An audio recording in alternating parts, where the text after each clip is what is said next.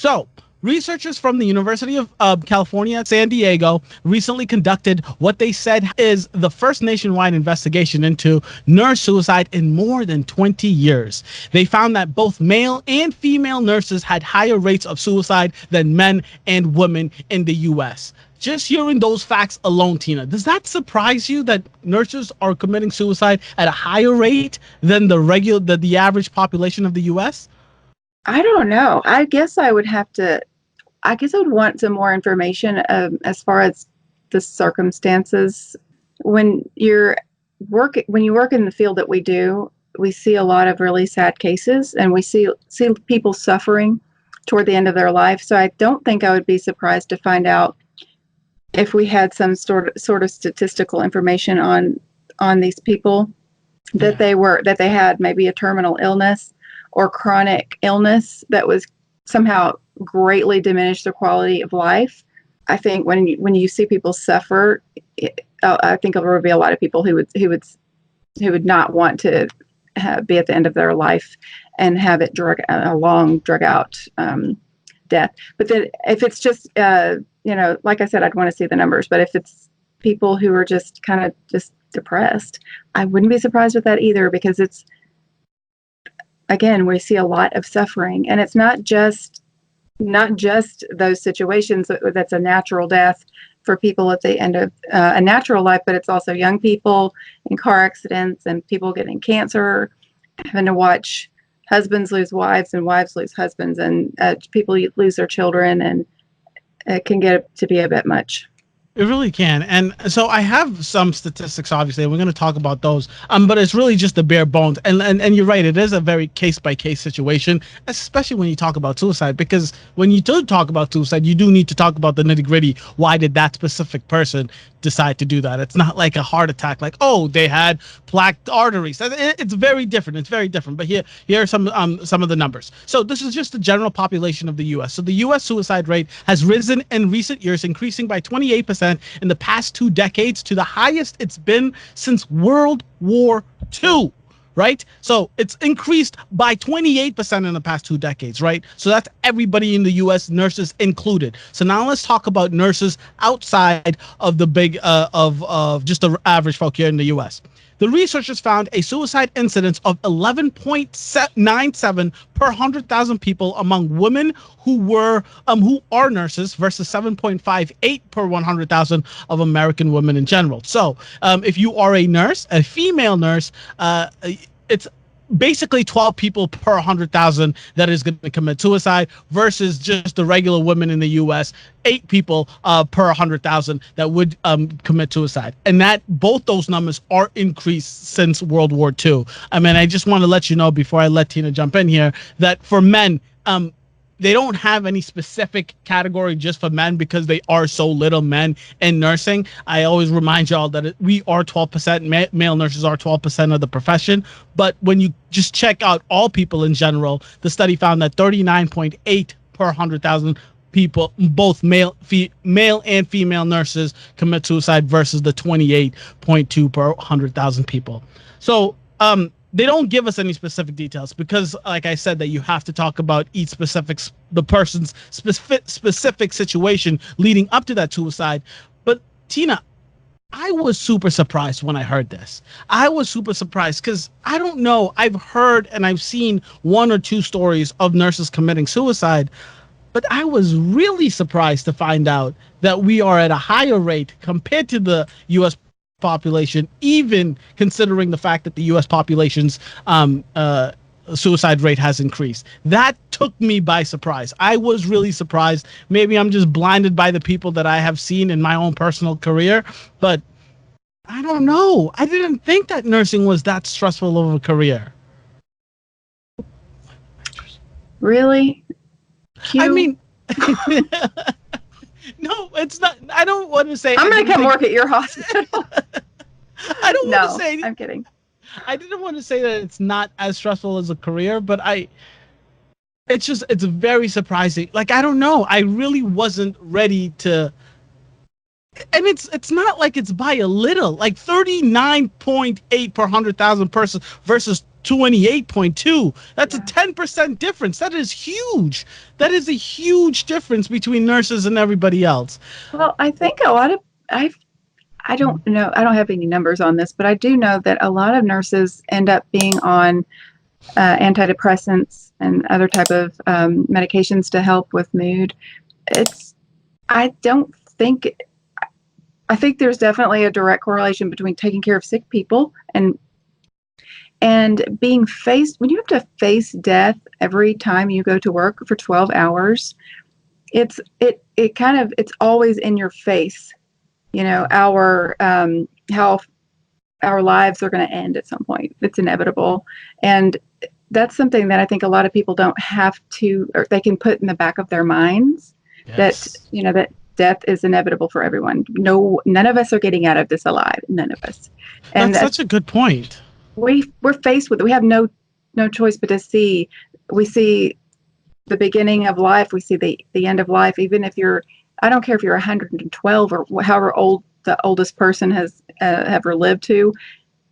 You're gonna go at some point, and also you're faced with the reality of seeing people die without any friends or family around them because they get to an age that all of their friends and family. Have you ever experienced that? I have.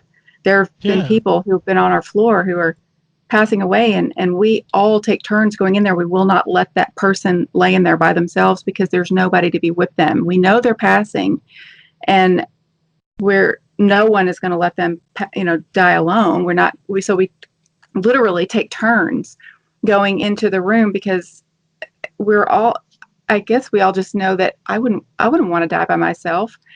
Right. So I that is love that. depressing, and it's something that kind of gets in your head at 3 in the morning when you're trying to go to sleep and you can't. Your brain, starts those thoughts, that are kind of morbid. I think that nurses are just forced to deal with those things that other people can just pretend, like, that's way in the future. Yeah, no, I think it really is. I mean, I think you probably hit the nail on the head because you're right. I mean, you really like when we have bad days at work, it's like we lost a couple of patients. When other people had a bad day at work, I don't know, they lost their place in the Starbucks line. Like they missed the deadline for a project. But like a bad day for a healthcare provider, a bad day for a nurse. And when I was doing this research, it's clear as day that the suicide rate for doctors has always been much higher than the average population. But that's also a lot of med students and like just the workload, the 16-hour days, the 24-hour days that doctors have to work. But that's a different conversation for a different day. So healthcare workers' suicide rates are a little higher than the average. But I was super surprised by this. But you hit it right on the head. And I'm going to give you some major factors that are contributing to the nurse suicide. And this was done by her name is Judy Davidson. And she is a nurse scientist. And she gave that these are some of the major factors that she thinks is leading to higher suicide rates in nursing. So number one, it's the nurse shortage. So despite the job opportunities, and there are many, many job opportunities out there, hospitals are still struggling to fill roles and problems. And the problem is expected to get much, much worse. Many nurses are also reaching retirement age. Those are the baby boomers, while enrollment at nursing schools is not rising fast enough to keep up with the demand. So you have to understand. So there's a nurse shortage already.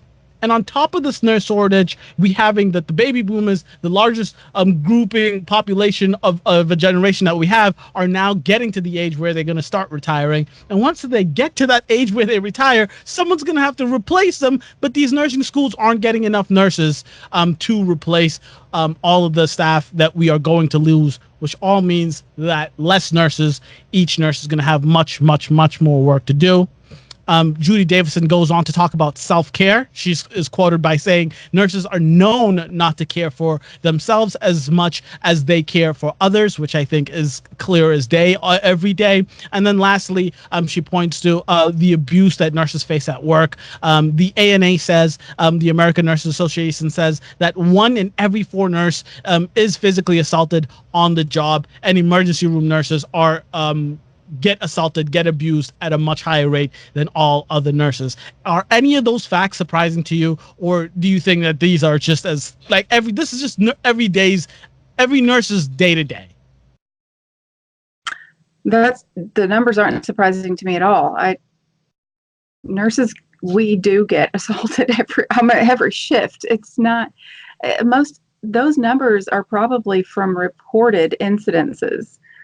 How many times do we get hit or hit on or abused in some way, verbally, physically, and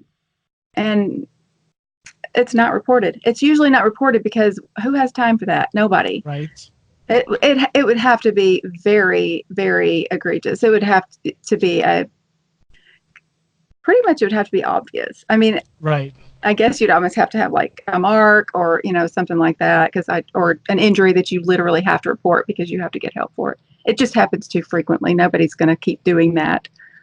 Oh no, no, and I think the abuse that nurses face, it's like a double-edged sword because, and this is something that I have, I really try to fight back with the nursing community, the nursing culture, is because a lot of nurses are like, it's part of the job. Some of these patients are dicks. Some of these patients are assholes. They flirt with me. They grab me. They spit on me. They yell at me. They cuss at me. Sometimes they swing at me. But I always, especially the nurses I know in my personal life, I always say, fill out the report. At least put the incident report. Make it a quickie. Just get it done because I really don't like the idea that nurses think that this is part of the job. I hate that. But before we move on, I have to ask: do you agree that nurses take care of others more than they take care of themselves? Yes, for sure. I think it's it's just part of it. Our job is to take care of other people, and we usually don't have time to do everything that we really wish we could do to take care of our patients. So if we don't have the time to take care of our patients the way we really would like to, what time does that leave for ourselves? Right.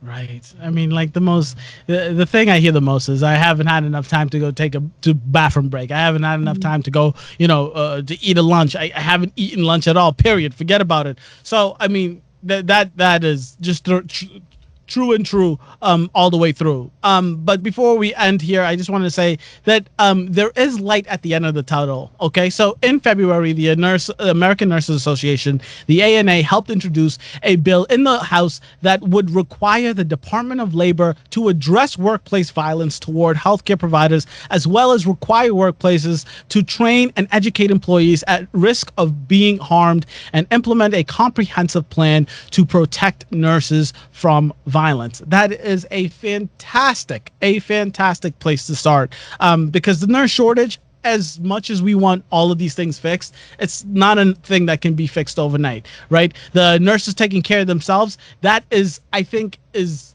worsened by the fact that there's not enough nurses on the thing. So I think it's a part of the nurse shortage issue.